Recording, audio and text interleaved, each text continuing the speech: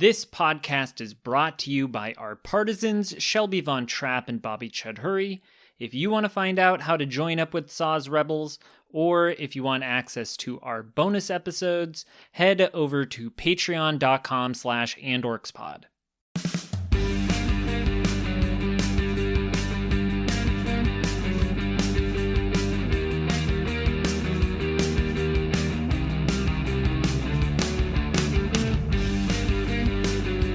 Hey everybody, welcome to Andor, the podcast where every week we analyze and scrutinize the Star Wars series Andor 7 minutes at a time. I'm Alex Wallenett. And I'm Rustine Honardus. And we have friends everywhere, and today we are joined by our friend, climate and labor organizer in Los Angeles, Sydney Ghazarian. Hi Sid. Hey, so good to be here with you all. Thanks for coming. Welcome to the show. Thank you. I would rather be nowhere but here with my two very best friends. I'd rather be anywhere. I'd rather be anywhere else. Sorry, I'm a little sleep deprived, but I'm not that sleep deprived. I do mean it when I say I want to be here talking about prison sabotage. So, and organizing. And organizing. How do you get there without organizing? Exactly. Our two favorite things. Our two And favorite. Star Wars. And Star Wars. Yeah. And Star That's Wars. a third. And Marxism, maybe. Sydney, what is your relationship with Star Wars, and how did you come to find the show Andor? Okay, so it's platonic, mostly. Okay, so I grew up, I'm the oldest cousin. I grew up with a cousin who was obsessed with Star Wars. I probably have permanent scars on my feet from stepping on Star Wars Legos growing up. And so Star Wars was kind of always playing in the background at all of our family gatherings. And so I've probably seen it a lot, but it was kind of more background noise. Didn't really fully get the picture. It was more like, okay, I get the gist of it. And now I'm going to like pretend Star Wars and like organize like fake like Star Wars things with all my little cousins or whatever. I mean, I've watched the series through a few times. It's cool. You know, I'm a big sci-fi person, but nothing compares to Andor.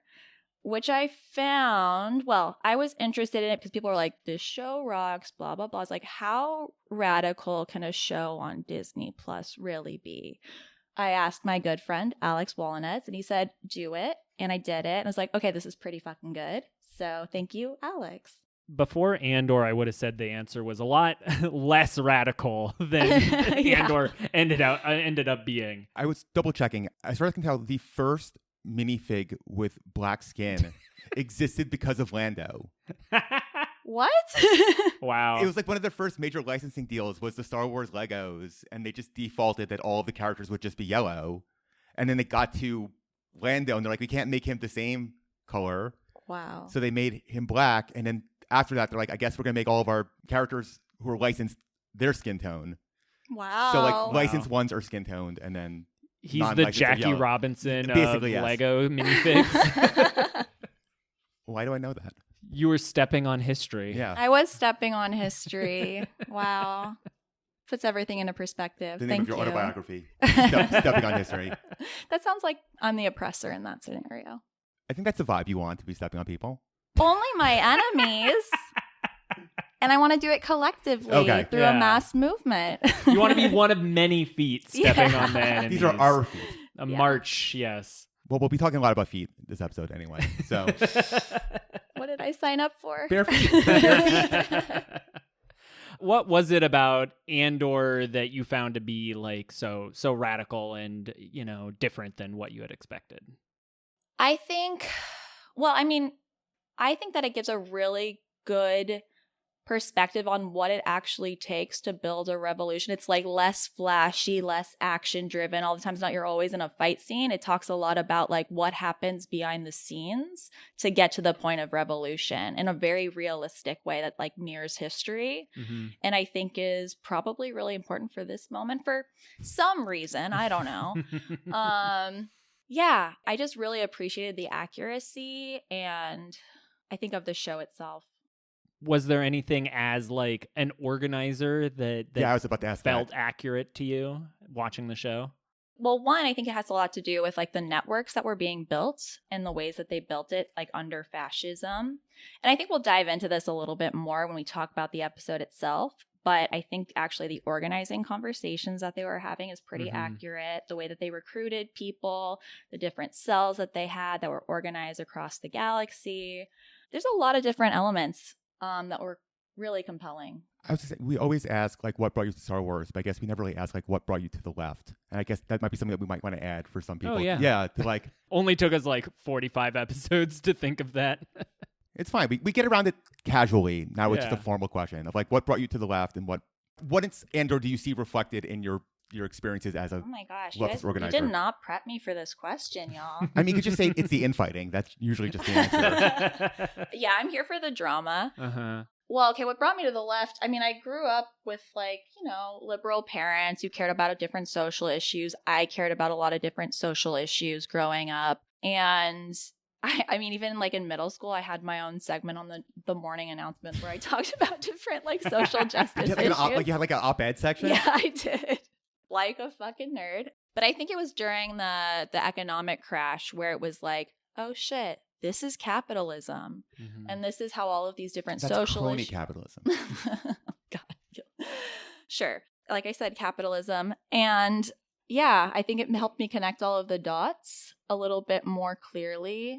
And I spent a lot of time looking for a political home. I spent a lot of time jumping around to different like radical quote unquote groups and doing different protests and events and blah, blah, blah. I worked at a women's center for a while, but I was tired of that. I did not like the liberalism of a lot of those spaces because I felt like they were really, what was missing was a class analysis, and not from like an identity perspective, but like one where we are organized around this fucked up economic system perspective. It needs to be crushed. And it wasn't until I think Bernie Sanders ran and I heard about DSA for the first time that I was like, oh, this is what I've been looking for. And I went to a DSA meeting, and then I spent 10 years doing various forms of organizing in it. I guess God there help me. isn't really like a Bernie analog in Andor. I guess in some ways it is Mon Mothma. Kind of. Yeah. Somewhere between Bernie and Nancy Pelosi. But like Nancy Pelosi is not secretly. That's true. Is Bernie Sanders Bail Organa? That's the closest I can think of. Like somebody who's still very deeply committed to the Senate as an institution, maybe sticks around a little bit too long, Ooh. and is friends with the people doing the radical work. But he is not I mean, I guess exactly we don't on see the a lot ground. of it. I feel like that's something that would have been expanded upon if the 5 seasons happened. That's the 5-season version for sure. And if Jimmy Smits was around. Or he'd just be one of the alien freaks in the Senate. I mean, there should be an alien Bernie. They could get Bernie for a cameo. He would do it. If they got Martin Scorsese, they can get Bernie Hell yeah. Sanders. I'm waiting for Is that. Bernie Sanders a Star Wars fan? I feel like it could go either way. I feel like he's either like I don't think so. loves it or hates it. I don't think he gives a shit. He's like the millionaires and billionaires. Hoarding all the credits. I'm doing Google and all AI is telling me is that Bernie Sanders did not support the federal Star Wars missile defense program. It's not giving I don't think anything I else. needed AI to tell me that. What brought you two to the left? I mean, so Oh, sorry, I found a picture of him holding a Star Wars Lego set. I only brought it up because it was a Lego set. Oh my goodness. it's fucking very AI. important. This episode's gone off the rails a lot faster. I'm so than- sorry than I brought up normal. Legos. They should be sponsoring this podcast now. We could get the minifig sponsorship for sure. My journey to the left is that my parents came to America from Iran separately. My mom was a teenage communist in Hell Iran yeah. before the revolution. She was like a TUDA member and like handed Fuck out yeah. like flyers and stuff. So they were always Is there a Farsi cover of a teenage dirtbag? probably. But they always raised us to be very liberal, and I grew up in the Bay Area, so nothing that they were kind of teaching me felt like out of step with what, just felt right about the world. Like I always just thought like this is the way everybody thinks. Like everybody thinks people should have health care and should be taken care of, And then it was I was old enough when the second Bush election happened that then I started noticing like, oh, like I thought we all thought George Bush was a moron, Right. but it turns out that actually people like him.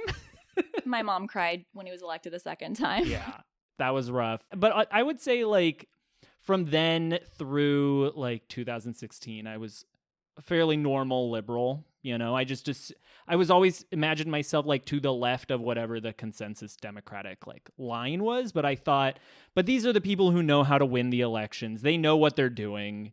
The arc of history bends towards justice. Like eventually we'll get to the version of the world I think we median should be voter at. theory. You have to rely on median voter theory. Exactly. And then, I supported Bernie Sanders and was like, maybe he can win. Didn't happen. Well, at least Hillary will beat Trump. That'll happen, right? That did not happen. And then that's when I found DSA and realized, no, these people have no idea what the fuck they're doing. We have to take matters into our own hands. Yes. Good. And that reminds me, I think maybe a radicalizing factor that unites our age group is probably 9/11. Yeah. Yes. Yeah. I feel like it's 9/11, but it's more, I feel like the Iraq war of the, like, Yeah. these two things are not connected. Right. Like, it's 9/11, Yeah. like, we can understand, but then, like, we're invading the wrong country was a very, like, fundamental, what the fuck is going on? Mm-hmm. Now, I was gonna say, like, there's a variety of things that, like, brought me to the left, but I think, like, if we have younger listeners, it might seem insane now, but, like, it was, like, The Daily Show. Yeah. And, like, that the was a big Colbert one for Report, me. like, 1-2 punch was, like, Mhm. very good. I had, like, the 2004 Republican Convention DVD that I would rewatch. This is not surprising in any way. But it's adorable. Thank you. No, back then, like, Jon Stewart was the most thing you had to the left. Yeah. And not only, it wasn't that he was just necessarily leftist, he was willing to acknowledge that the Democratic Party sucked. Mm-hmm. Which, even if it was not, he did not have the answer for that, there was some acknowledgement of, like, it's not that just Democrats lose, it's that Democrats lose because they fuck up. Mm-hmm. And I think that was a very important understanding of they're screwing things up. It's almost like shows and podcasts that are social commentary are actually important for like the political formation of people. So It was also good when we had something vaguely approaching a monoculture where people were watching the same thing. Yeah. Like what Jon Stewart said on television actually felt like it mattered. Yes. Whereas now every late night TV show is like just talking into the You void. mean a video podcast that does not have an audio version? The new thing that they've invented? Yeah. They have like talk shows now. They're just video podcasts so they can not be union. Mm-hmm. Oh my God. That's the new thing, is just video podcasts. Pete Davidson has one. Mm-hmm. They're just talk shows without unions. Yeah, cool. They've invented all kinds of new ways to get people to not watch stuff. It's great. Well, that's also to not Pay people. pay labor. Mhm. Reality TV. But yeah, no, I think a lot of personal family stuff. But yeah, I think similar to Rustine, I was sort of like center left. I want more of the Democrats, but we're going to get there in time. And then 2016 just fucking broke that wide open. Mm-hmm. And it's just like, fuck it. Everything I learned in college I was basically a political science double major, but I had a major in film and TV. And if I would have taken 2 extra credits of math course, I would have had a double major. Ooh. And I just refused to take those math Show courses. off. So I just took the minor. I did the double major because my parents wouldn't let me drop political science to add film. They said in Aw. order to do the film major, you have to keep the political science, keep the possibility of law school alive for us to make us happy. No, I was like thinking about going through the law school track, and then also working in New York City politics after college made me truly just hate the default Democratic Party apparatus. You were in the machine and Yeah. saw the way you make the sausage. I worked for my first job out of college was working on Christine Quinn's mayoral campaign, Oh, wow. which was also the Anthony Weiner election. So it was very weird watching that documentary and be like, I might be doing Oppo in the background. Let's find out. That's funny. But not to go too far on this, but I worked on that campaign, which was, when I got hired, it was primarily people who were civil servants within the New York City bureaucracy and really were like empowered and wanted to really, help out people in the city and really, build out their desire to build, actual support and build a better system. And then as the campaign goes on, you just see them hiring more and more DC consultants and pushing those initial people out of the frame of power. And you just see the campaign shift from anything that resembled policy to just pure identity politics. Where towards the end, I was like, can I talk about any policy? And they're like, no, it's just that she's a woman and she's gay. That is the only thing you can talk about Cool. for like the last month of the campaign. And then she lost to Bill de Blasio, who only had money to stay in the race that long because he had one donor and all that donor cared about was banning horses out of Central Park. I mean, there are worse things to be your issue. Yeah, except he then was mayor for 8 years, and guess what? Well, there's still horses in Central Park. Like, he couldn't even deliver that one thing to that one donor. That just goes to show. He can't be bought. No. Yeah, it's true.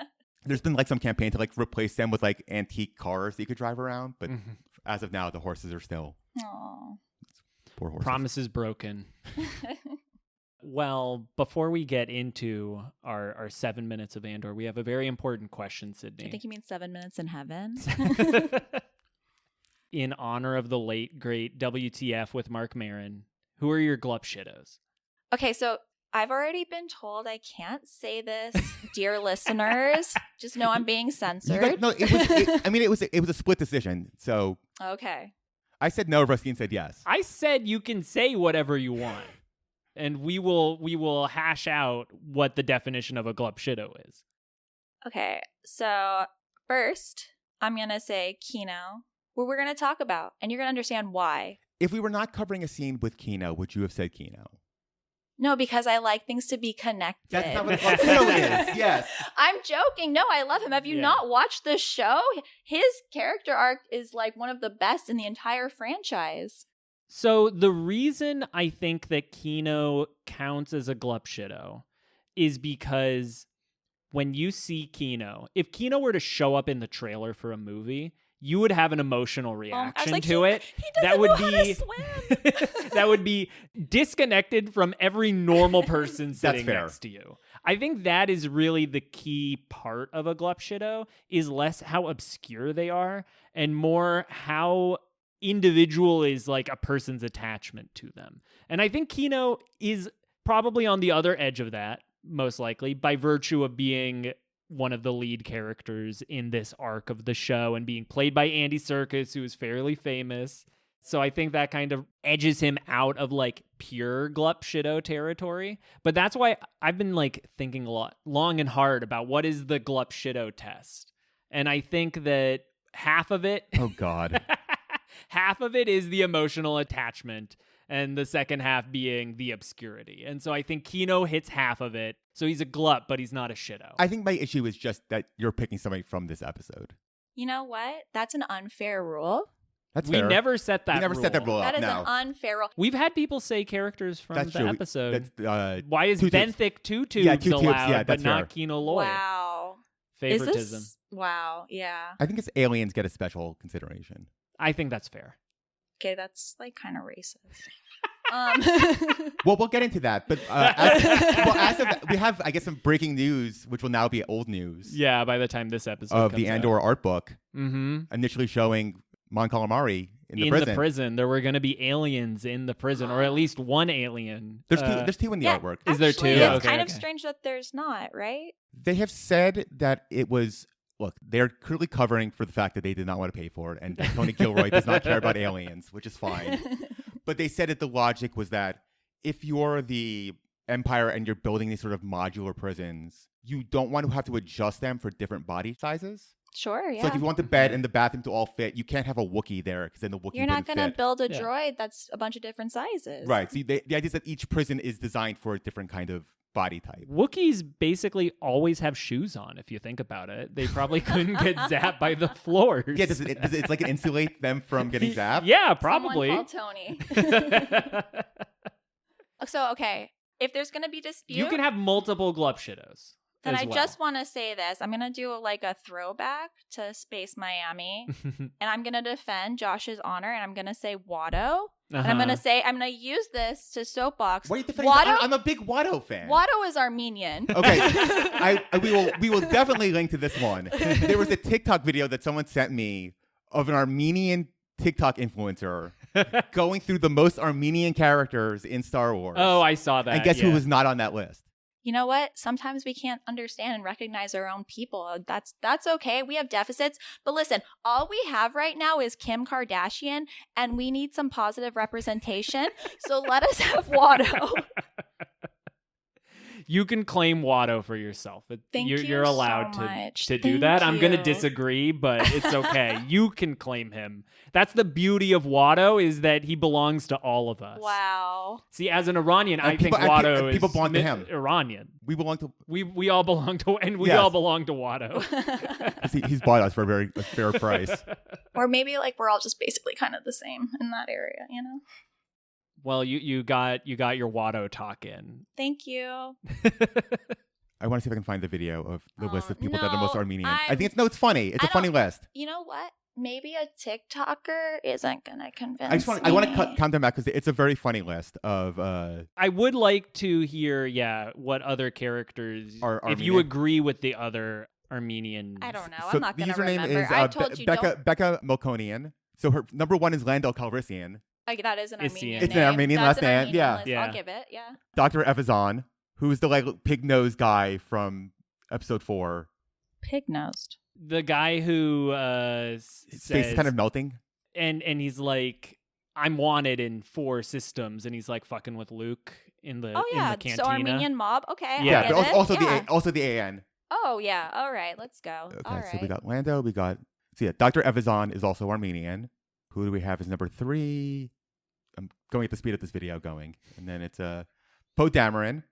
I don't know if that counts as an Ian at the end, right? The quote, because Oscar Isaac played an Armenian in the movie The Promise. Okay, that is. I don't think that's how lineage works. He's ethnically ambiguous enough to play Armenian. Elon Sleazebagano is listed as an Armenian because he does have big Glendale vibes. And it should be Sleazebaganian. They're listing Salacious B. Crumb as Armenian. I think that's just they like Salacious B. Crumb. I think that Watto's Armenian because the only way I can possibly imagine someone conceiving him is like someone was stuck in traffic in Burbank Wait, or okay. on their way or through Glendale or whatever, and they were like, I have an idea. So I just realized something, which it makes me mad because it's a very good argument that Watto is Armenian. Hell yeah, let's go. He is a Toydarian. Wow. Oh, like The AN at the end. Folks, Watto Toydarian You is heard it actually, here is actually a first. very Armenian last name. So I'm going to... Toydarian We is not his settled last it. name. People's last name could be human. I feel like a lot of alien species end in Ian. Like, I think that's Maybe fairly it's- normal. maybe all aliens. All aliens are Armenian. What if Star Wars takes... It's the diaspora. It's the diaspora. I'll give Toydarian. Wookiees. Does There's that make Darth Ewoks. Vader Turkish? Obviously. Just kidding. He's a very light-skinned Turkish man. That's he's just pale under the Well, no, helmet. we know it's Anakin is white. He's not. We Yeah, know what he looks like. it's He's like, not wait. Turkish. Is Darth Vader Turkish? The greatest argument of all time. Locked after 383 pages. Okay, so I will give an exception to Watto being Armenian because it's in his last name. There we go. I won. All right, podcast over. Thank you for having me. I mean, he came in like 30th place, but there was a guy running for mayor of Los Angeles whose last name was just Armenian. I did see that. Yes. Yeah, I was like, all right, was that on purpose? Did you change your name to win some votes? Well, it's like didn't work. It's like the new prime I minister, know, the new right? prime minister of Hungary. Last name is like Magyar, which just Oh my means God. Hungarian. Well, Johnny American's the next president. So did you have a second club shit where you That just was Watto? it. Watto. Okay, Watto. Okay, yeah. newly Armenianized Watto. So shall we get into the episode? Yeah, let's dive in. Previously on Andor, Mon Mothma's words go unheeded at the Senate. Bix is tortured after one of the most terrifying speeches in Star Wars history by Space Mangala. Ulaf isn't doing great, and Cassian has started to scope out an escape plan. So we start back in the prison hallway on Narkina 5, where Taga is finishing up a conversation with a prisoner in another hallway. The vibes are off. Everybody's been waiting too long in the hallway, and Cassian recognizes something is wrong. Taga resumes his conversation. There seems to be an issue on level 2. Meanwhile, the air in the room is getting stale, and Ulaf is getting real sweaty and clammy, but I'm sure he's doing fine. But yes, Sid, I really want to have you on for the prison arc, just because you Aw. understand. This is the most organizing of the show gets. Aw. We see a lot of like leftist infighting and like acts of revolution, but this is the first time we've actually seen like what organizing looks like. Well, thank you so much. I'm so glad to be here with you all and for us to all go on this adventure together. And I think the right way to approach this scene is to enter it like we're an organizer and like like we're stepping onto the shop floor for the first time with the intent to organize it. So that means like we have to understand the existing relations on the floor, who are the leaders, where people are on some type of like worker support scale. Like, are they anti-union or pro-union, but like for prison sabotage? Stuff like that.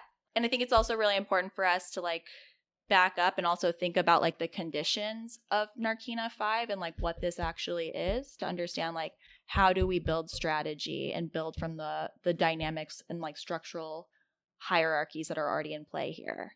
Not to get ahead of it, but I think a really crucial part that I picked up in this viewing of it is how much in the time that Cassian has been there, he's figured out how to talk to everybody there differently. Yeah. And towards the end, like when he's talking to Kino in a way where like he's figured out how to talk to Kino. Yes. And I think for Cassian as a character, that is something that he develops during this arc that did not exist before that arc, of him being able to identify people and talk with them. Because what we see in the first arc is that Cassian is somebody who knows how to manipulate people to get what he wants out of them. He'll scam you out of your money to get one over on you. In Aldhani, he ends up inside of this team, and he's able to use that same kind of like charisma and people skills to help keep everybody's heads on straight. But he's not the organizer there. He's not the one coming up with the plan. He's not the one who is really responsible for the outcome of the mission. And so therefore, he kind of always has one foot out of it. He kind of keeps himself emotionally distant from the mission. But then here on Narkina, this is where his own like material conditions are being impacted, and now he has to synthesize everything that he knows intrinsically and apply it to how do I get these people to come together and organize and get out of here. And I think to go back to what you were saying before, because I interrupted a little bit, but I think to your question of how do you start here, and I think what Rustine's saying is like being very honest about your own benefit towards organizing is a very strong way of connecting with somebody. To be like, I'm not just doing this because it's out of good in my heart. Like, I want more money. I want to get out of here. Being honest with somebody about that endears them to you more than some theoretical need to build socialism. Nobody read the Communist Manifesto in the hallway that day. Rational self-interest. Like, I need your help, not just for you to get better. I also need your help, and you need my help. So we don't have to agree about everything. Let's just get to this one step together. And Cassian's like thoughtful approach to this kind of stands in contrast to Melshi, who is always like throwing shit around. Like, he's always rabble rousing and pissing people off. And Cassian knows, like, no, like, we need to get Kino on our side. We need to like have this one-on-one conversation with him. You are totally like, this is exactly where I wanted to go with this. Thank you. Yeah, I mean, Melshi's so interesting because, especially since we're approaching this like organizers, Melshi's like basically down. He like says something kind of sarcastic in the beginning or whatever. It shows that he's like, he knows that this is like a facade that they're ever getting out of there. And so, as far as support goes and like on your side goes, he's on that side. But then Kino turns around and snaps at Melshi, and Melshi shuts up, which shows like where the power lies. And it's Kino that steps up and is the one that's like, everybody calm down. And he's not with you. He'd be like a 1 on the scale, but he's the organic leader there, right? Melshi is the guy who was on Twitter who has the right analysis, but just is an asshole who refuses to organize. Yes. Until later on, but that's later on. Yes. He has like a King of the Hill icon and just... The activists have a very important role to play in the organization. You just don't set them up as your leader of the campaign. Well, he understands the issues, but he's not. He doesn't have a vision of how to fix it. Right. Yeah. And that's like I think a major mistake that new organizers make is that like you see Melshi and it's like, all right, this guy's already down. Like 1, 2, 3, let's go. This guy's in charge, but that's where your organizing campaign kind of falls apart, because Melshi can like talk all day long about like Engels or Marx or whatever, but nobody's listening. Oh, throwback, whatever. And sorry, where was I going with this? Let's cut that part. No. I'm like imagining now just like Star Wars alien Marx and Engels. And it's like definitely a very little tiny hairy guy and a very tall, like, who were the aliens that create the clones? What do you call them? The Kaminoans? Yes, I feel like that's what Engels is. Like, it's a really small guy and a really big guy. Oh my God. Yeah, I mean, so as far as like organizing campaigns go, Kino kind of is hard, but he's the big fish you want to hook. Like, you don't waste your time with like Melshi. Like, Melshi's already with you, right? Mm-hmm. But Kino has an important role to play in the prison system. Like, he's kind of helping the system's gears turn, right? He's the one on the floor making sure people are participating in the competition that's keeping the workers divided. He's the one keeping people on task. And in this role, he's like doing the same thing, right? He's telling people to shut up and not question the system. Just like keep your head down, go to bed, get back to work the next day. So it's not going to be an easy task, but like as an organizer, you should not move forward in your campaign without Kino. That is the bottom line. And it's not always fun, but you got to figure out. And as Alex was saying earlier, like Andor is very good at reading people and figuring out what's going on, what are their self-interests. And Kino's already told us that's his self-interest, right? And we'll hear it again later on. But he wants to get out. And he thinks that by being a good little soldier and getting people to participate in this competition, he will be rewarded justly. He thinks he can become management, you know? Right. Like, he thinks he's management of the floor, but he's a prisoner just like everybody else. I was listening, but I do think there was an alien I was trying to remember the name of who I think would make a good Karl Marx. Oh. And I think it's the Bistons. So, Alex, you would not be the person I recruit. No, I'm just kidding. He's like the little alien monkey guy from Rogue One and later in season 2 of Andor. Do you know what I'm talking about? No. I'll pull up this little guy. I think gives us a lot of like Marx energy. That's fine. I had to imagine it in my head. I had to imagine what a little alien Marx looks like. Listeners, if you agree, write in. What alien would you want Marx to be? I think you're right that like he's identified how Kino is an influential person on this floor because like as they're stuck on the walkway, everybody gets anxious and nervous. But when Kino starts yelling at them, like people actually stop and listen. Yeah. But right now he's using that ability to tell them, no, everything's fine. This must, we have weird delays on the line all the time. Somebody just forgot to load up properly and, everything's going to be fine.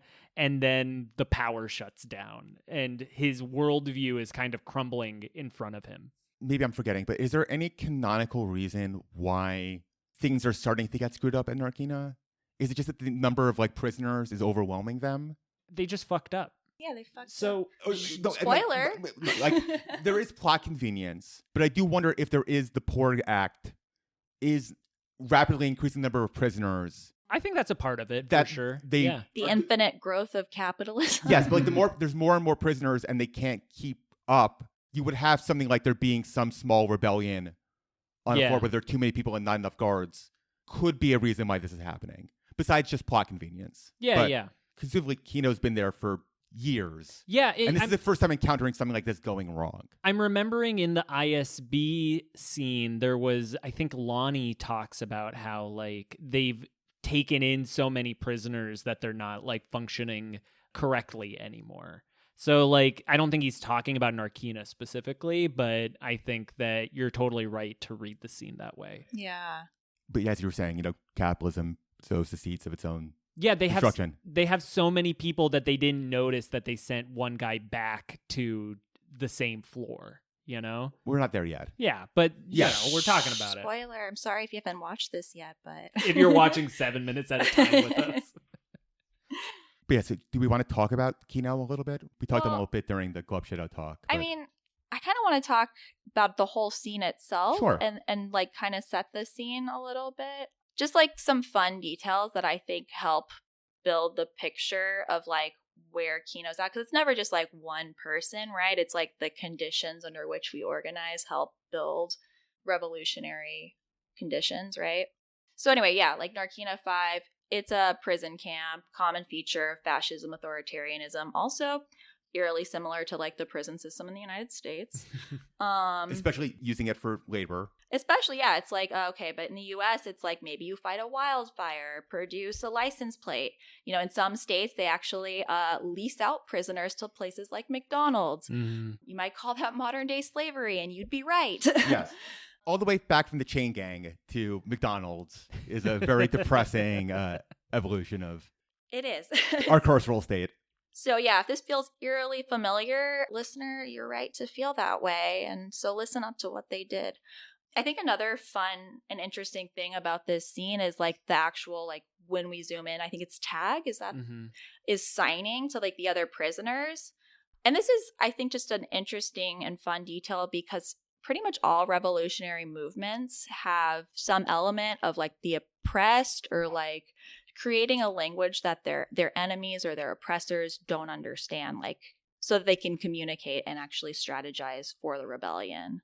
You see this like throughout history, throughout places. It was part of like the Philippines Revolution where people were speaking in like localized regional dialects that like the colonizers couldn't understand. So they were like openly and publicly planning the rebellion in front of them, which is kind of funny. It was like the American Revolution. They had a code book. Pretty much every military has a code book. Yeah, I mean, that's the shibboleth. That is the word that you can tell is basically the shibboleth is the idea. The code word not only is the word itself, but only a native speaker would know how to pronounce it correctly. Yeah. So if you were like the word shibboleth itself, you would not know how to say shibboleth if you are not an English speaker. You can know the word is SHIOBB, but you're not going to pronounce it correctly unless you were a native speaker. Ooh. I believe that's where the origin of the word Interesting. I did not know that. Let me double check before I talk out of my ass. But This is a podcast. It's all about talking out of your ass. What are we doing here? One element of Kino's character that I really liked seeing in this scene is how he's shit talking like the entire prospect of sign language like as a means of communicating. Yeah. He's telling him like, how long does it take for one word to make it, how many hands does it have to go through to get one word up here? And he's saying like there's no point in organizing, you're not going to get anywhere, it's going to be too hard, just give up. But here even he can't keep that facade up much longer. Okay, if anyone is listening, I mostly got it correct. It was it's in Hebrew is the word shibboleth means like it's a grain. Oh. And the Hebrews pronounced the first letter as shin, and then the Ephraimites said it differently. Oh. So like that's how they would read the word and say it wrong. So I did mostly get it correct. That's pretty cool. Yeah. Yeah, they say unto him, now say shibboleth, and he said sibboleth, for he could not frame to pronounce it right. They then took him and slew him at the passage of Jordan, and there fell the time of the Ephraimites 40 and 2,000. That's a lot of people. Anyway, back to Andor. Okay, that's really interesting, and maybe we should come up with something. I don't know. Maybe we should spend the rest of the podcast coming up with our own code. I mean, that we could disseminate through the podcast. Yeah, ham radio style, or just one way out means. We know what that means. Mm-hmm. Or nobody's listening. Nobody's listening. We'll get there. We'll get there. But yeah, going back to the scene description, Kino yells at the men to be quiet before the power turns off for just a moment and then turns back on. We can see that Kino is clearly starting to get nervous, trying to figure out an excuse why this is all normal. He starts yelling at Taga that his signing is ridiculous, but he's clearly losing it, trying to convince himself that nothing weird could possibly be happening. Mm-hmm. I think you hit the nail on the head about him just trying so hard to keep together his worldview, right? like, and this is totally understandable. And I think this is something that even though it's easy to say that Kino is annoying and like counter-revolutionary, I think that everybody has a little bit of this in themselves, right? Yeah. Where we have to construct some narrative so that we can just get through our fucking day. Yeah. As, fascism rises and we're slow walking or sleepwalking towards the apocalypse. Anyway. It's a hierarchy of needs thing. You have to just make sure that you're fed and have a place to sleep, and you have to focus on those before you can get to bigger. Until you realize, and something in your worldview shakes that like, oh, fuck, I'm not going to survive through this like structure, like this narrative that I've created. The rules that I've set to help me get through the day are not the ones that are going to set me free. And so I need to construct a new worldview. Do we feel like there's been a huge, like rewatching the scene, I feel like he's already been chewing on something in his head that something is wrong. The way he reacts to this, because it's not the Kino from last episode. The Kino from the last episode would have just told his soldiers to get back in line and not freak out. But he's already when this happens, I mean, I think trying to read Andy Serkis's really good acting is like, this is confirming something that he's been chewing on internally for the last couple of period of time. And I'm curious we never see that on screen, but I don't think this is the thing that dislodges him. I think something happened earlier that dislodged it. Well, later we hear the prisoners say that the time that was like on their countdown clocks doubled. Yeah. And so there's already signs that things are not as they seem. So like the countdown, the whole focus of his like, I just got to focus on this number, do one day at a time, totally was skewed by them just doubling it arbitrarily. Like there is no system of justice that he can like abide by because of that. So of course that's going to shake him up a little bit. I think what it is that the power going out is something that he cannot explain. He can explain everything else about this place using the rules that the Empire has kind of instilled in him. But when the power goes out, that is clearly disruptive of this paradise that the Empire has created, you know? Paradise. I'm using that term ironically, obviously. But like, he thinks that he is in a perfectly functioning machine, and if he plays his part, it will continue to function. But then seeing the disturbance happening over on level 2, that tells him that, you know, doesn't he say in this scene that, what are you doing even caring about something that's happening all the way on the other side of the building? Yeah, I was just pulling up or the is that quote, in the next scene? No, it's this one. It's you haven't got a clue what they're saying. Level 2, far side, level 2. Are you all scrambled or something? It takes a week for one word to get all the way up here, and you're panicking about something that's happening on the other side of the building. How many hands does it take for one word to get up through here? Sounds like Kino doubts the power of collective action. He does, as we'll get to talk about more in his next scene for sure. But all this moment of questioning is interrupted as the voice of God on the PA tells everybody to reset into their positions and continue their journey to their next station. Yeah, and then we leave this very tense scene to the sound of laughter and happiness in the Mon Mothma household, which is maybe the first time we've ever seen that happening there. That's because there is a special occasion today. Aunt Vel has arrived with the gift of a shimmering gold dress for young Leda, and Mon walks up and jokes that, we'll see if your father lets you wear it. And Leda does not take that well and shoots a death glare at her mom as she insists, he lets me do anything I want. All right, trad wife, calm down. But yes, now this is your chance to do some Mon talk because... Mon talk? Yeah. Well, okay, first, I think the transition of these scenes, first it's like kind of dizzying, right? Like we're in a prison camp and then we're like in the upper echelons of society. They've been doing this. They've done this a couple times, the last couple of episodes of of comparing the two worlds back and forth. Yeah, but it's great. It's a way of being like, okay, the massive ecosystem of the rebellion. It's not localized to one place. It's like spanning planets, ideologies, people, blah blah blah. Fun little reminder that it takes an organized mass movement to take down an empire. Something to keep in mind. But yeah, I mean, I think the purpose of this scene, like one of the main purposes of this scene, I think, is to just like reveal that Vel is from the upper class, right? She's nobility. She's not some sheep farmer, right? Yeah. She got the Tom Steyer class trader hat. Yeah. Yes. Yeah, and I feel like this might be like a reveal that's like pearl clutching for some leftists. Because, you know, it's not a clean narrative about like the working class rising. But, you know, it's like take a deep breath, sweetie, and read some Marx because class traitors are part of pretty much every revolution. I also like you need people who have seen what this all is supposed to be paying off to. Yeah. And going, this is not worth all the pain they got here. Like, this also sucks. If this is what everyone is being sacrificed for this level of comfort that nobody is happy in, then what's the point for this? Just for Leda to shit all over her mom for not liking her dress enough. Just you're always going to keep up with the Joneses, and there's never actual happiness. So what's the point of people lives being miserable for something where people who are on top are also miserable? That's true. Yeah, and that's what it breaks down to is like I think even Marx emphasized this a lot that like even within a class there are different like self-interests and motivations that cause people to defect against the class. Mm-hmm. I'd also say like the billionaire class that we have right now doesn't seem happy.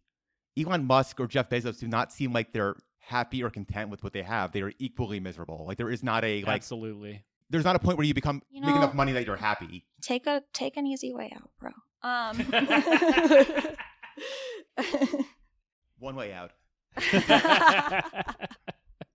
But for Mon, it's like we see how difficult the rebellion is on her, and here in her house, she does not get to take a break. You know, like even with her daughter, it's difficult. And in this scene, we see that even with her cousin Vel, it's also hard because as Mon tries to recover from Leda's insult, she takes the opportunity to talk privately with Vel and ask where the hell she's been these last 6 months. And Mon says she's been worrying about her, but here Vel echoes Cinta's harsh words to her earlier, saying, "The Empire doesn't rest, the rebellion comes first, and we take what's left." And I think it's so funny how Vel is pretending to be Cinta, and in other scenes we've seen Mon pretending to be Luthen. Like, everybody is kind of play acting the role that they think they're supposed to play here in this rebellion. Wow, as a leftist, I've never seen that happen before. Be the organizer that you want to see. Yeah. I mean, I think that's one of the most interesting parts of this scene, and it doesn't feel too far-fetched, like where you have to say stuff to steal yourself. Yeah. And like you want to steal those around you as well. And maybe it's an act of love in some ways too, like, but also an act of self-protection. I think really what this is like them really just conversing about like the loneliness about the revolution, right? And the fact that like they've committed themselves to something that is so meaningful and so important, and it does come first, but fuck, it takes a toll. Yeah, because in the previous time we saw Vel, she was the one kind of reaching towards Cinta and getting pushed away. And here Mon is trying to like embrace her. She tries to give her a hug and Vel steps back and doesn't let her. Like, she has at this point closed herself off and realized that like that is what we need to do in order to, you know, succeed in this rebellion. As difficult as that is for Mon, who needs nothing more than to have her family around her. And not just her trad wife daughter. Her bad vibe daughter. Yeah, I would say it's I don't necessarily know where the thought is going, but there's something interesting here where we know there's the ironies of all these characters that we know that Mon Mothma will end up leading this rebellion on a space planet. But spoilers all around tonight. But we don't ever know what, just by the nature of the way these shows are made, Vel is one of the characters that survives Andor, but we never really know what happened to her. And you can imagine 1,000 different scenarios of how she ended up, but there is this irony of Mon where we know how it ends up. We don't know what ends up with Vel. Yeah. And you can imagine if everything was right, she would probably be with Mon in that room, and yet she's not. That's fair. Yeah, because we don't know if she like goes back to Chandrila or remains a rebel operative out in the field, or even if she joins the New Republic. We don't know.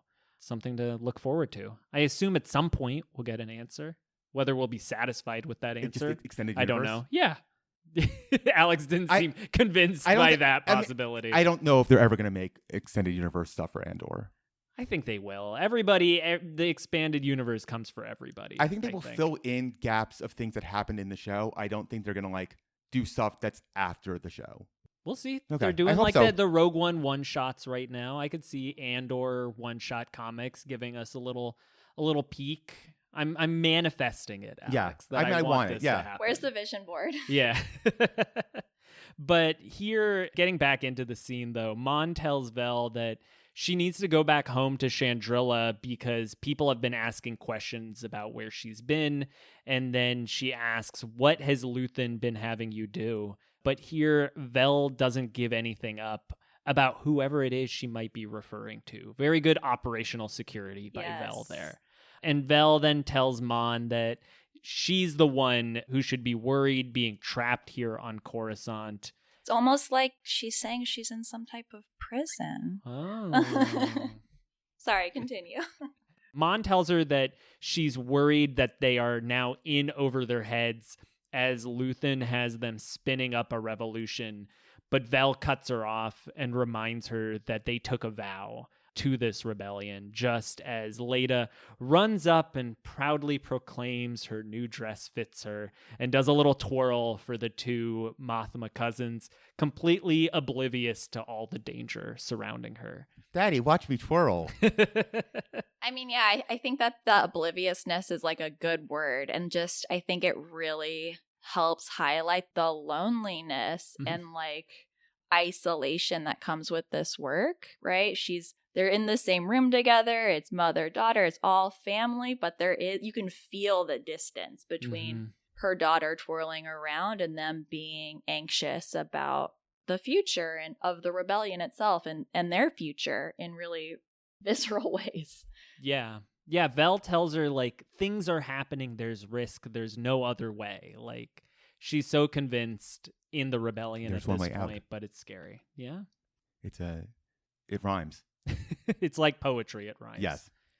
Any final thoughts on Mothma? Yeah, or the whole axis of Luthen and Mon. This is our chance to talk about it if you want to talk about those. The way their conversation goes, it does. I was trying to parse, like, do we think Vel recruited Mothma into the rebellion with Luthen, or did Mothma recruit Vel?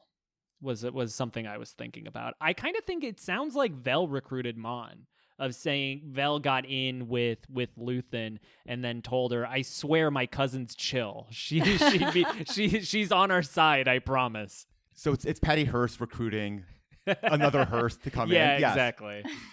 Yeah, I got William Randolph Hearst to also commit to the revolution.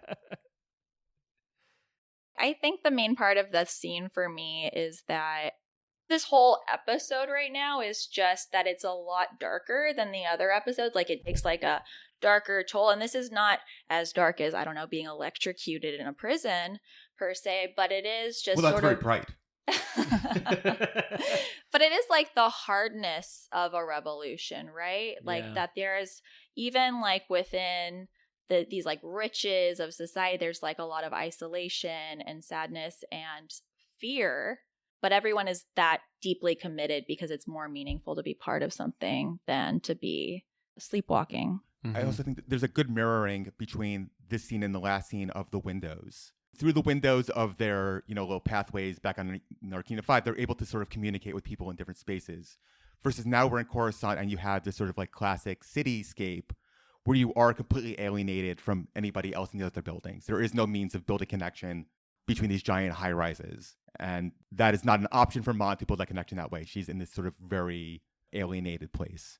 And back to what you said about operational security, it's like you can't really, even if you could see through the windows in the city or whatever, you can't trust people until like you're not in it together because they're in a different, stratum of society, right? Like these are the class enemies that you're fighting. Yeah, we go from a room with windows to one without one. Yeah, that's true. A room with a view to a room with no view. So back in the barracks, it seems like Kino and Cassian have developed a little bit of a rapport. This is what I was talking about before. Like they seem to have figured each other out a bit. Cassian asks Kino if he's really never thought about escaping, and he refuses to answer. And so Cassian takes that. I'll take that as a no. Kino tells Cassian to shut up, but Cassian keeps pushing. He pushes Kino on the question. He keeps pushing for Kino on the logistical details of the prison, but Kino refuses to engage with the hypothetical and tries to end the conversation. They don't even talk about escape, but Kino knows what he's getting at. It's a form of agitation. And not in like a mean way, but like in a loving, organizing way. He's agitating him to like push his buttons a little bit and make him think. Like drop the horse blinders a little bit.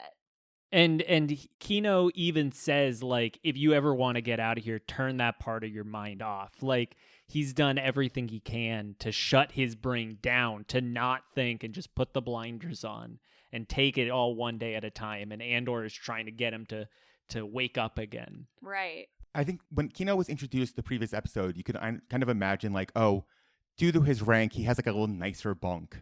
No, but now we see it's the exact same as everybody else. He doesn't even get the little bit of like just the promise of heaven one day.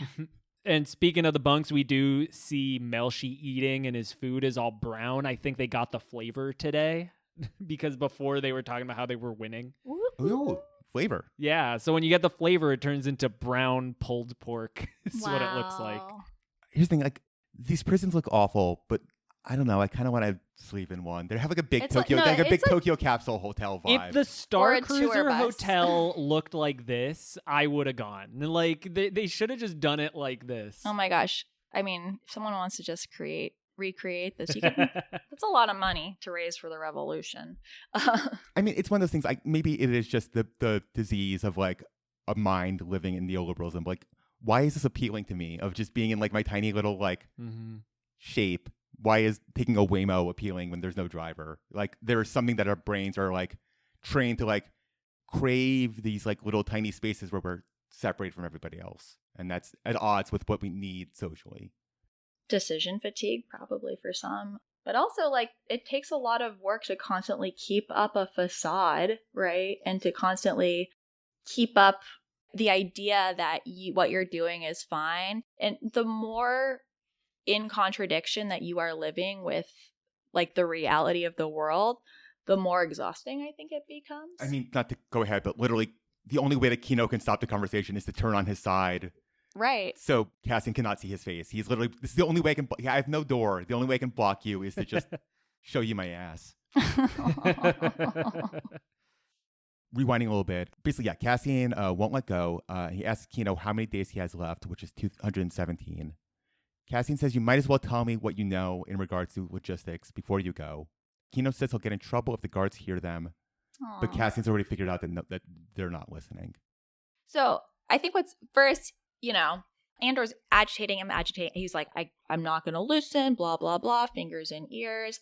And then it goes back to like making sure we see what his self-interest is, and Andor recognizing his self-interest, which is the countdown clock, right?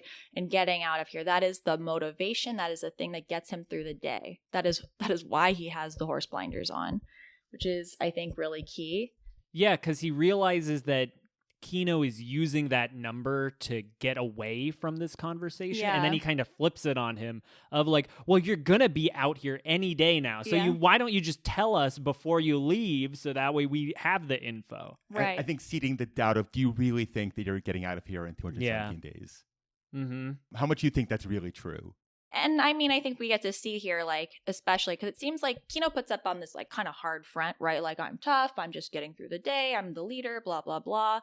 But really, he articulates the fact that he's afraid, right? It makes it clear that like the main motivation for Kino is he is afraid of what the Empire will do to him, even though he's a cog in their machine. And so it starts to like unwind some of like the threads. But they're literally making cogs for a machine. So yeah. And I think something that Cassian echoes in the scene is like his monologue to Luthen from episode 3 and his argument with Nemec about how like the Empire does not think about us. Like Kino, the reason Kino's afraid is because he thinks the Empire has created this prison to imprison him. Like he's centered himself in this place and thinks like, therefore I have to behave appropriately in order to get out. And what Cassian he has telling main character syndrome and does not know Yes. that Diego Luna is the main character. Yes. And Diego Luna is saying none of us are the main character. We're all in here and they don't care about us. They don't see us. All they have to do is turn the floors on twice a day and we just do whatever it is that they ask. And this is like as you said before, this is a throwback to something that Andor's been saying a lot, which is that the Empire's arrogance is its Achilles heel. Like it cannot even imagine that we would like sneak in and fuck up their shit, right? And they're not listening until we fight back. Yeah. And that is our advantage. And Andor knows that quite well. And it's really on him to convince others that they need to loosen up a bit. I mean, it's the inherent, conflict of fascism is that the more you grow, and if it's a top-down model, you just cannot control everything to that level of obsession. If you want to have that level of efficiency, you need to have a bottom-up model where each group is working towards the goal. If it's all just coming from a central point where there is no... So a Soviet system. We don't have time to get it. The Soviet Union was a land of contrast. True. Yes. Yeah, no, I think that was, the attempt of the Soviets to sort of do that was not, yes, it was sort of its downfall, but also it's a question of how do you exist through capitalism, which I don't think Star Wars is at that place yet where they're talking about the like transitional state. That'll be fun. Is the galaxy so big that you could actually have a centralized state. I mean, that's what the Republic tries to do. Yeah, and it fails. There's also the High Republic before Spoilers! it that seemed to function somewhat properly. But that was like essentially like an aristocrat. Yeah. I guess there's not like a pushback to me if this is something that is dealt with in like the High Republic, but it was like, is there a part in Star Wars where like industrialization happens? I have no idea. I don't know. That would be an interesting, like, is there I like, feel like different planets are at different stages of Yeah. industrialization. right, but even the idea of industrialization had to come up from one planet first. Not necessarily. Well, one planet came up with it first by nature. I think many planets could have come up with it, independently, and then they develop intergalactic star travel and then fly to each other and say, hey, you also have right, but I guess industry. when was there a trade?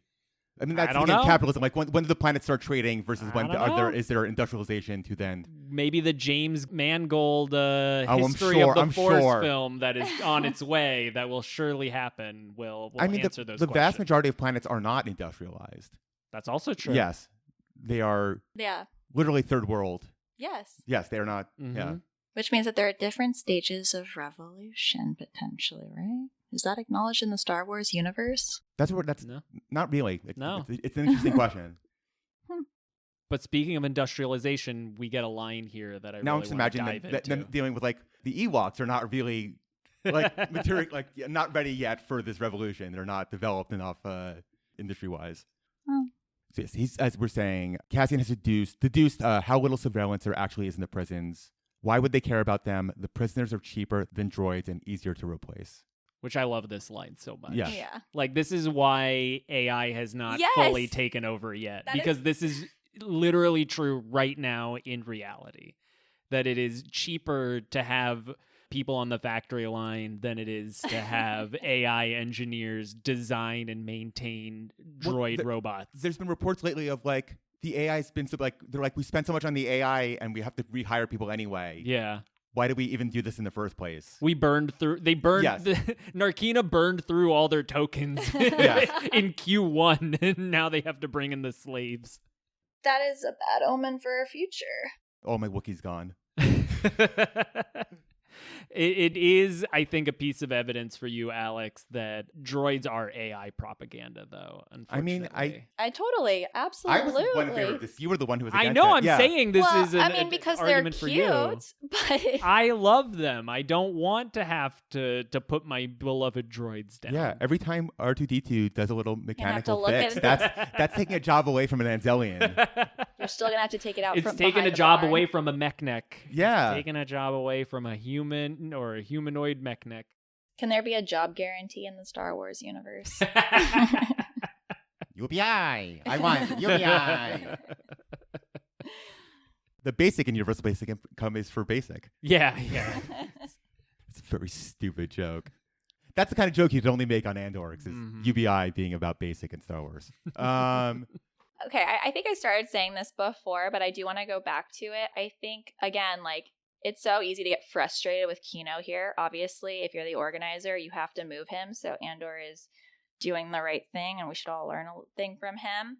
But it's easier for the audience to get, like, really frustrated, I think, with Kino just being, like, watching him just, like, put these horse blinders on, and, like, us seeing the entirety of this empire and how it's conspiring against his understanding of it. Again, though, like, we all have this part of ourselves, right, where we are, trying to tell ourselves a story to get through the day, whether it has to do with the fact that our neighbors are getting snatched up and thrown into, like, detention centers, or that millions of people are going to die in our lifetime or be displaced in our lifetime because of climate change. We all tell ourselves things and put on horse blinders until we don't, right? And part of that is we have to, like, be able to see it, and there is a devastation, and we will. I think that Andy's performance of this later on is one of, like, the most beautiful ones ever, because we kind of all need to go through it. Yeah, I think to your point of, like, it's very smart that they put the Aldani arc before this, which is him talking about shock doctrine of, like, how you can't deal with all these things happening at one time. And now we were seeing how you break through that barrier. Yes, all these things are happening at one time, but if you focus on the one thing that motivates the people on an individual level, then you can motivate them on that specific thing, and they will not get overwhelmed by the amount of bullshit the Empire is throwing at you. Right. I mean, I think I think protest movements in general have like a lot of different, I think within protest movements, you have to have a transformation of both like consciousness and behavior. And there's like different aspects of that kind of map on across all protests or movements and rebellions. And like one, the system has to lose legitimacy. So you have to be able to see the system for what it actually is. Yeah, like kind of let go of like whatever you're holding on to. And that it has to be seen as illegitimate amongst the people who normally uphold it and like buy into the institutional arrangement as legitimate.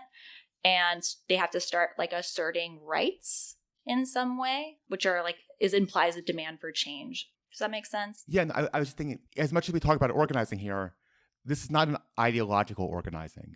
The second that they get out of Narkina 5, they're not starting the like Narkina 5 working group to develop like, yeah, like. But yeah, the system loses its legitimacy. The people that buy into its legitimacy start understanding it as being unjust and wrong. They start demanding, like they assert that they have rights in this system, which implies a demand for change. And they believe in their own efficacy, right? Like they no longer think that they are helpless against the machine. They see some way out. They're not leaving to write the equivalent of the Combahee River Collective statement. That's what I was thinking of. Okay, yes. Okay. Which if I would have thought that at the time would have been a really funny joke. But yeah. So yes, after Kino sort of turns his lights off and goes to bed, we see Melshi kind of doing like a, I told you this was going to happen. Like this is the same thing that happens every time face. Yeah. And Cassian. He likes Andor's Twitter post. Yeah. But Cassian just kind of like breaks and just starts screaming that nobody's listening. And it's the title of the episode. Yeah. Yeah. And guess what? Nobody responds to him screaming. So I don't even think he's screaming to try and, I think he's just, it's frustration of. Yeah. Yeah. You're in a prison. He's trying to break through to Kino. He's trying to convince him that nobody's listening, and yet everything he's trying is not working. Right. And so now he's just yelling into the void. Yeah. Which is, I think, important, right? To understand that sometimes it's not enough to just be like, well, this is the way things are. This is the reality of the situation. So get your head out of your ass. Like there's going to have to be a little bit more work to demonstrate like how their understanding of reality is faulty, right? And he is doing that agitational work that's going to plant a seed that's going to help Kino make the step and the jump as conditions morph over time. We're going to transition from a white place with no windows or outside to another big white place with no windows.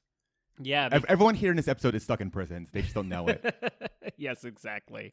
Because we leave Narkina and return to the ISB headquarters, where Dedra gives a report about how her investigation of Ferrix has brought positive progress thanks to the work of Dr. Gorst, although they still have no actual identification of this mysterious axis. Disappointing, I know, but it does suggest the scope of what he's doing. Axis runs a very disciplined operation that is not dependent on one buyer, and thanks to Bix, they now have info on every piece of gear that went through Ferrix, which they have used to tie to a targeting unit that was found by the Mayape rebellion. And she then highlights the presence of Andor in the middle of this conspiracy, the local thief who returned to Ferrix 3 days after Aldhani with a pocket full of credits. And Partagat's ears perk up when he hears, "You're trying to connect this all to Aldhani. Isn't that a little bit of a stretch?" But luckily for Dedra, Hirt steps in with some info that Andor was clean-shaven when he arrived back home, just like the rebels on Aldhani. Before we get too deep, I want to call out that I think this is the first time we've seen the big meeting room, but half the seats are empty. Yeah. So I think this is hour 2 of the meeting. They finally got into this, and a lot of people have been I have to go for another meeting. I have a call to make. And it's filed out a little bit. Or this is the important meeting. This is the one where all the heads of the departments are. Blevin is not here. A few other faces that we've seen in the past are not here. I think this is the meeting where the actual shit gets done, not just the status report meeting. The all hands. That's fair. The all hands. Yeah. Oh yes. We also get to talk about other recent revelation of Hirt was supposed to also be alien. Yes, Hirt was originally going to be an alien as well, according to some be concept blue. art. Just imagine him, but blue. Someone was like, no aliens, basically, for the Andor series. And they're like, Yeah. some aliens. This was a major negotiation. I mean, that season 2, I think, was a correction if we want to have more aliens. Yeah. Yeah. There are two little things that I noticed, like, rewatching it. One, like, I've just been enjoying, like, seeing how much, like, Lonnie is now kind of popping up with more and more frequency as we're getting to his big scene. Like, he was in the background before, and now over the course of, like, the last couple episodes, he keeps getting, like, a couple of lines every episode, so we kind of notice who this character is. So that way when he shows up at the end of the next episode, like, Not just we for recognize his who he 2026 is. Highland Park mustache. Yes. He does look like half the people in Highland Park. That's true. The other little reference I wanted to shout out was Maya Pei is a name who's been said a lot. The Maya Pei Brigade are the folks in the beginning of season 2 who capture Andor. Like, she either dies or leaves them behind, and they're all trapped. And without they her. are now split over who follows the real true Maya Pei thought. Oh. Yes. It's like she's Yes. they like turn into like the Sunni and Shiites. Where Yeah. like, is it like is it by descendancy or is Yeah. it by leadership? Exactly. So, like, and Maya Pei has kind of been the name's been used a little bit earlier in the show too, and I think it's just one of those little, like, Star Warsy things of making the universe feel bigger by, like, having all these, like, rebel names that, like, we never get to meet these characters, but it also serves the function of helping us kind of see how the Empire is honing in on Luthen. Like, they have found through Bix, through Maya Pei, they are slowly closing in the circle on Luthen and all of his accomplices. Yeah, I mean, it's making the case for torturing people for information, so that's great. Maya Pei was not like an RPG poll that they found somewhere. As far as I can tell, it's just from Andor. I think it's a Andor creation. Pablo was busy that day and didn't have another name to put in. You can create names. Tony's thing was always you want to put more toys into the toy chest than you took out. That was his kind of philosophy towards Star Wars. And I think characters like Maya Pei are exactly that. You know, one day in the future, there's going to be a Maya Pei. Someone is going to play Maya Pei in a movie or whatever. We'll get the Andor that is just the Maya Pei. Yeah. But at this point, Partagaz says that this lead is worth running down, and as Dedra and Hirt share a satisfied smirk, Legret asks why she didn't interrogate Marva Andor, and Dedra answers that she's too old and frail to withstand anything serious, so she's better off being used as bait to catch Andor when he returns to visit her, and they are on her full time. And so earlier, we saw that Luthen has tasked Cinta with being on Marva full time, looking for Andor to kill him. And now we see that the Empire is doing the exact same thing, but to capture him alive. Well, The irony. Everyone wants a piece. Everyone loves Marva. Everyone loves Marva and hates Andor.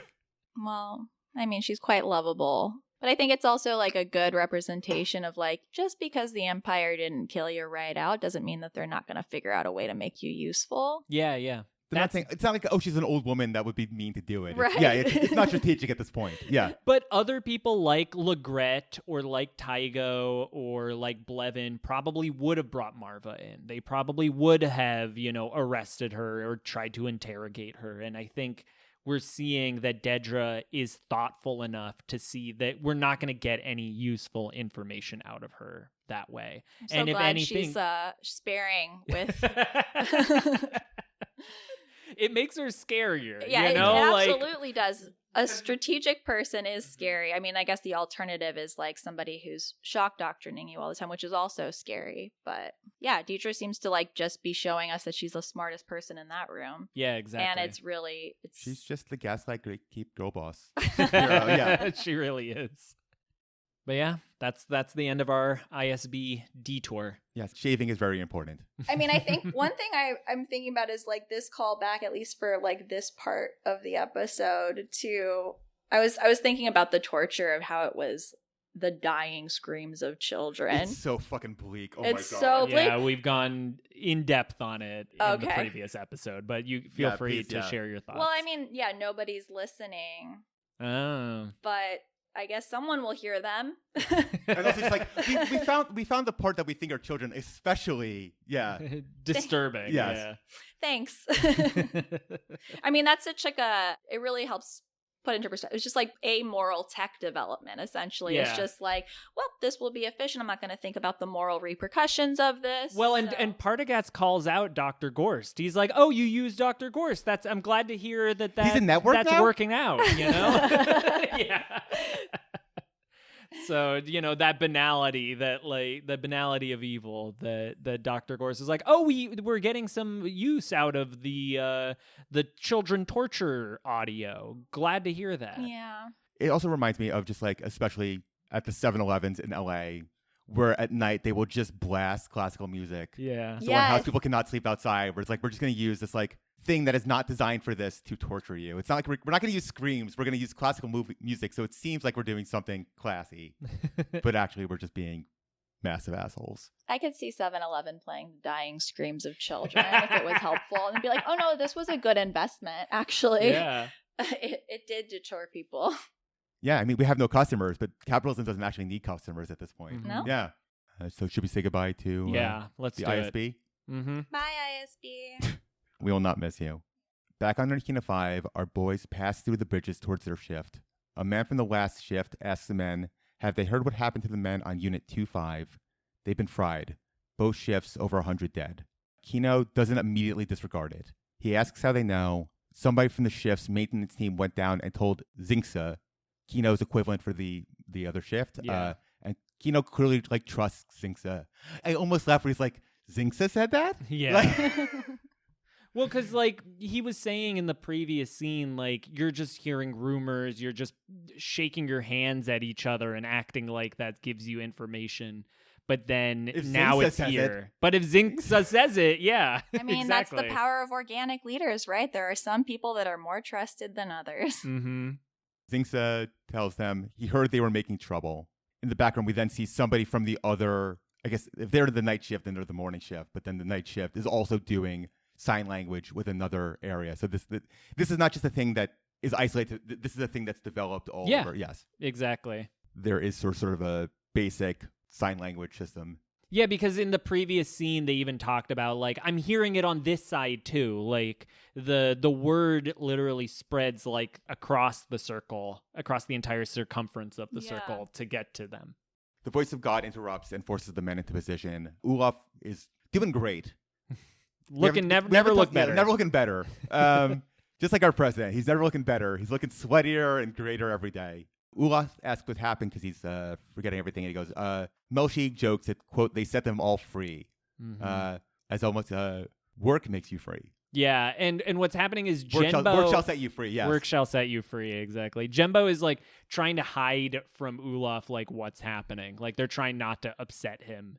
And Melshi doesn't give a shit. Melshi's like, no, you want to use a euphemism? I'll use a euphemism. And that pisses Kino off. Yes, the Kino punches him in the gut. Yeah. Which I was not expecting. Yeah, it's a demonstration of different organizing matrix where Melshi is highly bought in, right? But also low influence. And Kino's the other side of that, not highly bought in, but high influence. And this is presenting a contradiction that is forcing them to clash quite literally. Yeah. Yeah, because Jembok responds to Olaf with we don't know. He's being much more diplomatic about it. Yeah, exactly. You get the feeling that if this was normal and Kino was released, Jembok would be the next one in Kino's role. Mm-hmm. Maybe a little bit nicer than Kino, but Jembok seems like a cool dude. But yes, Cassian gets Kino to calm down again. Sort of that's the connection that the two of them have built. The less the guards think we know, the better. Kino tells his crew to get on program, but his face clearly tells a different story. And he goes, it's a rumor. Maybe it's true. Maybe it's not. And it's clearly he's convincing himself as much as his men. Quote, we have heard nothing. It's just another day, another shift. So let's keep our mouths shut, keep our heads down.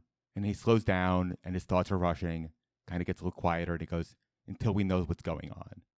Dun, dun, dun. I've talked before about how good Andy Serkis is in that. Amazing.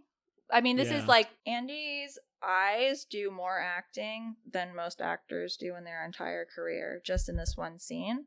But we're watching the horse blinders start to come off and hit, like, the actual thought process and realization wash over him while he's trying to make sense of, like, being the leader in that moment, while also trying to digest this new information and fit it into his worldview, but it doesn't. Like, it's trying to put a square through a hole, basically, And so he's like, okay, now I'm listening. I'm looking for new information because maybe my worldview isn't exactly true. And he does some like good eye acting, where at the beginning of this thing, he's like looking in every corner to like make sure everybody is what they're doing. And then as he goes, like he's sort of just like middle distancing, where it's very clear that like he is just telling himself this. Right. He's not really telling them anymore. It's just something he's telling himself. Yeah, that's kind of what Cassian picks up, I think, in this scene. He's able to see how Kino is able to, through his words, get everybody to calm down in the middle of this heated moment. And right now he's using that to keep people in line. But what Cassian is realizing, literally keep them in line. And he is learning that you can also use Kino to get them out of line, That's the power of an organic leader. And I mean, this is just for people who are learning to organize. Management's very good at identifying organic leaders too. That's why a lot of organic leaders often end up playing the role of like management, quote unquote, without actually having the title or the pay bump. And it's on us to like break through without the pay bump or the title. Well, you get a pay bump if you're starting a union. But to break through and beat the bosses to winning this person over, right? Because they are critical for moving so many more people on the floor. It's not just that there's like a one-to, each person has the same level of influence, just like the way certain people in certain workplaces, like based on their job title or position, might have more leverage than other workers. People based on their relationships and positions within social hierarchies have more leverage. And yeah, I mean, Kino's very, very key to that. In Andor, I wouldn't say he's been patient. He's screamed a little bit, but he's been patient, kind of, and deliberate. And right now we're seeing that Andor maybe can actually get this white whale, which is pretty cool. I was thinking, like, is there any cases of salting in Andor? Ooh. And I think it's kind of Gorman. Kind of. Yeah, it's like we want to install somebody who has a little bit more radical politics to make sure that this goes a certain direction. I'm like, at any point, did the rebellion be like, oh, we should salt Narkina 5? Like, we should have some people who go to jail who know how to organize. And well, on that point, I'm remembering this interview with Andy Serkis where he talked about how he imagined Kino's backstory before he was in prison of him being a union leader and having worked as a foreman. And I wanted him to come from a place where he was put in this prison for perhaps standing up for workers' rights and then put into a position of authority because that's what he does. Like, the Empire has found it's that... like in the building trades? Yeah, exactly. They have found this person who is a natural leader, but he really just wants to serve his time. He's got a family. He wants to get out and get back and assumes that that's going to happen after his incarceration. So even they've kind of perverted his, union activism in service of the prison. that's a really good insight that Andy Serkis brought to the role. And that's the kind of insight you want to hear when he makes his new Animal Farm movie. Whoa. Yes. Which we're going to be talking we will about. be discussing on this Andor Wow. Detours. Yes, coming up very soon. Animal Farm 2026. No, Sid, this is real. Amazing. So It's- excited. Yes, it's Seth Rogen plays Napoleon. That's not a joke. It's not a joke. Whatever. I mean, great. Distributed by Angel Studios. I'm all Yes. for making, political messages popular culture, right? But Mhm. they changed the villain to tech. Let's go. Yeah. Let's fucking go. Have some class conscious messaging in that. Like, not tech is just like a. We'll discuss this at length on our Yes. episode about Animal Farm. I just want to send some notes before they Yeah. start filming. Yeah, we'll be doing a lot of Andy Serkis talk on that episode. Yes, Uh, look forward to that.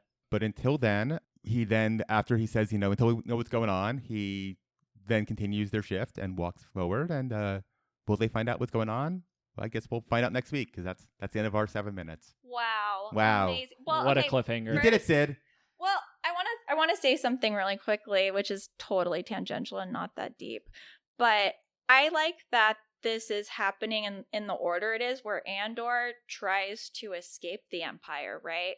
And his aha moment is when he's thrown in this prison for no good reason, right? And he's like, I can't get away from this. Yeah. And so in some ways, like, he was diluting himself too, or into believing that he could get away, he could do the right thing, or what, I just do this one cool trick, Yes. I'll get away from their clutches. And so both Andor and Andy, my friend, are on sort of like on similar journeys, like not on the exact same timeline, right? Like Andor is slightly before him, but so it's interesting to see Andor already tap into the ability to move him after having his own realization and aha moment. No, I think it's a really smart point that they're both, they've done everything they can to try and get around the system, and the system just doesn't let them, this one secret trick to avoid imperialism. I mean, what is the thing that they always say? Like, rebellions are built on hope? Yes. Yeah. It's so, I mean, I find that so interesting, and I feel like it's taken like a darker, grittier meaning in Andor than in other Star Wars, where it's basically like there's no fucking hope left. Mm-hmm. At least there's no hope in the sense of like we're gonna make it under the Empire, and the hope is really from the possibility of the Empire no longer existing. Yeah, there's rebellions are built on hope, and rebellions are built on hope. It's all in the line read.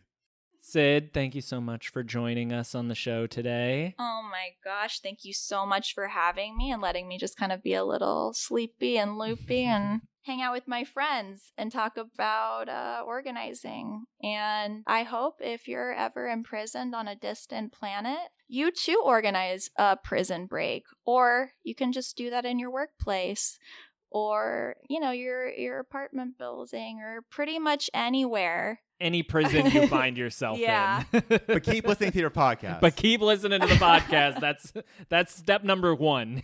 There is no shortage of prisons right now. And the good news, the hope in that is that you were born just in time to be revolutionary. So you don't need the force to do it. That's one of the things I like about Andor. It's just like, this is your call to action. Mm-hmm. You can force things without the force. Dang. Waka waka. Waka waka. Sid, if you'd like to come back on the show, what would you like to come back for? Just to hang out with my best friend. Just to hang out. I'm always happy to talk about, I mean, maybe we can do a little homework ahead of time, but happy to talk about organizing prison bus when things get really, really dark after our friend dies. I don't want to spoil anything. Well, there's no such thing as spoilers. The show's over. I'm happy the to come show's back about a guy anytime. who dies. Yes, that is the irony of the show, is that you know how these things end. That adds to the. Well, it all happened a long, long time ago. When you read the Wikipedia, it's all in the past tense. It's kind of proving there was a social psychology study done. It turns out that spoilers don't actually spoil things for anybody. People kind of like spoilers, and it helps them enjoy the journey more. Yeah. Anyway. And that's why the entertainment industry has just become people wanting to read Wikipedia entries and not actually watch them. Yes. I'm happy to come back whenever you'll have me. Okay. Oh, thank you. Well, we'll make that happen soon. Thank you. If you want to be found, where can people find you?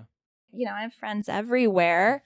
I don't have like a Twitter really anymore. You can, I guess, follow me on Instagram. It's private, Granddaddy Nebula. But more importantly, you can find me in Democratic Socialists of America, which is, whether you like it or not, the biggest mass organization for an anti-capitalist future in the United States, in the heart of empire right now. And socialism beats fascism. So get organized and join us. Well, Sid, that's the end of our episode of Andorx. Thank you so much for joining us, and thank you for listening. Be sure to rate and review Andorx on Apple Podcasts to help spread the word about the show. It sounds silly, but it does actually It really Yes. does actually matter. So if you can do that, just takes 30 seconds. Just go up there, write a little review. It really helps us out. Podcast good. Podcast good. That's all. Yeah, That's all right. you have to put. Yeah. Write podcast good as your review. That's how what we'll we want to know. see if you listen to this episode. The other thing you can do is check out patreon.com/AndorXpod, where for just 5 credits per month, you'll get our full Andorx detours, like our episode dropping next week about a very cool prison escape film. And you'll also get our main feed episodes 1 month early, meaning if you sign up today, there are 4 full episodes of Andorx waiting for you right now, again, at patreon.com/AndorX. So when we make political references, they're not immediately out of date when they finally come out. Yes. Exactly. You can follow Andorx on social media at AndorXpod. Send in your questions about the show to andorxpod@gmail.com. And a special thanks to our partisans over at Patreon, Shelby Von Trapp and Bobby Chardhuri. And we'll see you all next week for part 4 of season 1, episode 9, Nobody's Listening. Later, dorks. Bye, dorks. Bye.